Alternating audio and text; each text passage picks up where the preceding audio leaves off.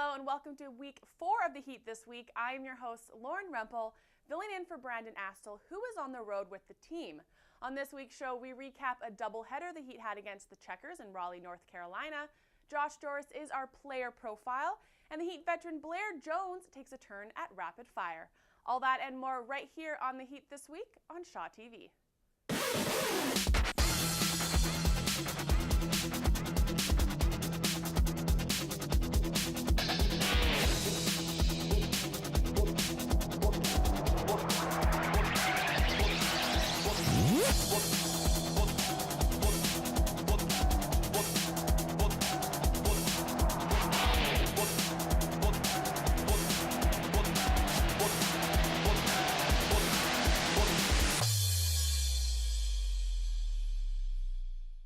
Due to severe weather issues in Raleigh, it took a while for the Heat to get to North Carolina for a weekend set against the Charlotte Checkers. Friday night's game was postponed to Saturday because of a snowstorm, and it was a good thing as the Heat did not roll into Raleigh until the wee hours of Saturday morning after leaving Vancouver Thursday morning. So with just 12 hours after getting to Raleigh, the Heat showed no signs of bus legs as they skated to a 5-1 win over the Checkers. The scoring was spread out with each of the 5 goals coming from a different player, while 9 skaters registered at least a point. And less than 24 hours later, it looked like Abbotsford was going to sweep the season series over Charlotte as the Heat had a commanding 4-1 lead after the first period. But the Checkers were able to storm all the way back to tied at 4-4, and in overtime, it was Checkers captain Brent Sutter who completed the comeback, scoring the game winner. And so with that, the season series ends in favor of the Heat, earning 7 of 8 points over the Checkers. The 5-game road trip continues for the Heat, who will close their season series with Milwaukee on Friday, February 21st, and end the trip with a doubleheader in Chicago against the Wolves on Saturday and Sunday. It's time for another Heat player profile, and this week it's Burlington, Ontario's Josh Doris. Well, Josh has a whole pro experience, everything you thought it'd be so far? Yeah, I mean, I can't complain. It's been awesome. I'm lucky enough to come in here as a rookie and play for a great team and under great coaching staff. So, you know, it's been an adjustment for sure coming from the college game to here. But you know, it's been great so far. Can't complain. Talk about your journey to get here. You had some good years with the Burlington Cougars in Junior A, and then eventually went off to Union. Yeah, I had some great years at the Burlington Cougars junior team. I was fortunate enough to be able to play junior at home, so I didn't have to travel too far. So that was always nice. Got some home cooked meals, and then I got to go off to grade school in Union College. I mean, it's known for its academics and a top-notch hockey program that's been on the rise for a few years now. So, you know, I had great 3 years there. We made a Frozen Four appearance and made the tournament every year. It's you know, it's everything I could ask for in a school, and great people there, great coaching staff. It helped me get where I am today. So. Were you ever close to going into major junior and perhaps the OHL, or was getting an education at Union or somewhere else always a high priority for you? Yeah, that was always my priority, getting an education. I mean, the school route was always the number one for me, just because my dad went to RPI, and you know, so that was always number one on the list. Junior, you know, I was a late bloomer, so it never really crossed my mind. I was real small in my draft year, so yeah, the school route was always number one for me. What was the biggest thing you learned, do you think, at Union? You know, I guess just kind of living on your own. I mean, so that's you know, it's helped me you know, transfer over to the pro life. I mean, you know, you're on your own over there. You got to make your own meals and stuff. So just kind of living on your own and getting used to that kind of thing. So it's been good. What were a few of the tough adjustments coming from the college level here to the pros? I think just the overall kind of structure of the game. I mean, you got to really focus out here. You know, guys are a lot bigger, stronger, and you know, they can make you pay quicker. So just kind of getting used to a different structure, you know, different systems, and really, you know, correcting your overall game and being sturdy in the own end.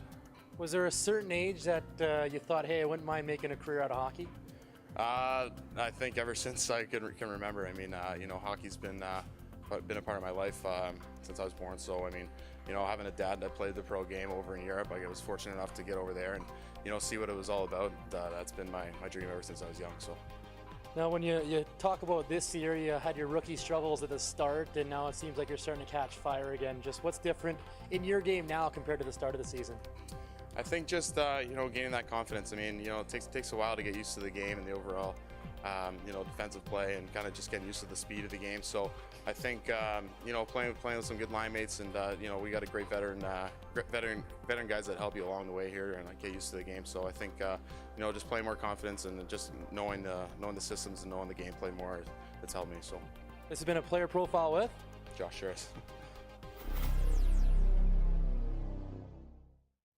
All right, time for a short break. More Heat this week to come right here on Shaw TV.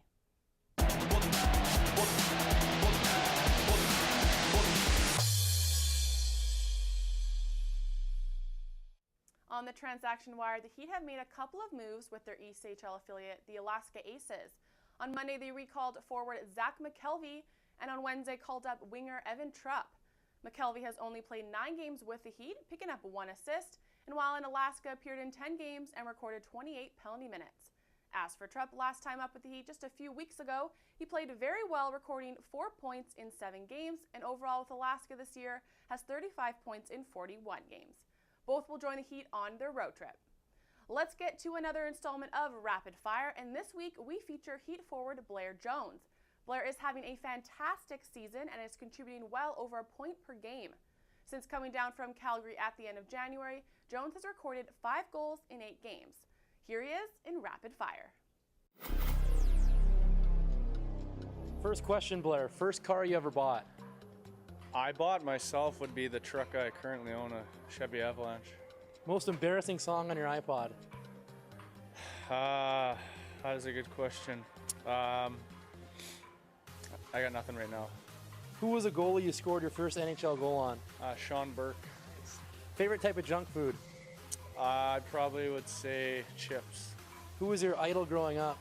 Darren Fleury, Steve Eiserman. Favorite sport other than hockey? Baseball. Best player you've ever played against, whether it be junior or the NHL? Played against? I would say maybe Datsuk. Whose poster did you have up on your wall growing up? A couple Darren Fleury's, Steve Eiserman, mostly. Pre-game superstitions? I don't know, just same way to get dressed. Try to listen to the same music before. Favorite road city to visit? Texas cities are fun. Charlotte's good. Norfolk. How long on average do you spend on your hair? Oh, like 5 seconds. What's the worst job you ever had growing up? Not too many. I don't know. Nothing that was really that bad. Who's the funniest teammate you've ever been around? I remember a guy named Andre Waugh in Tampa Bay was quite entertaining to be around. Favorite movie of all time? I would probably say for serious movies, the Bourne trilogy, and then for funny, probably like Major League. Last question, Blair. If you could go out to dinner with any 2 people in the world, past or present, who would they be?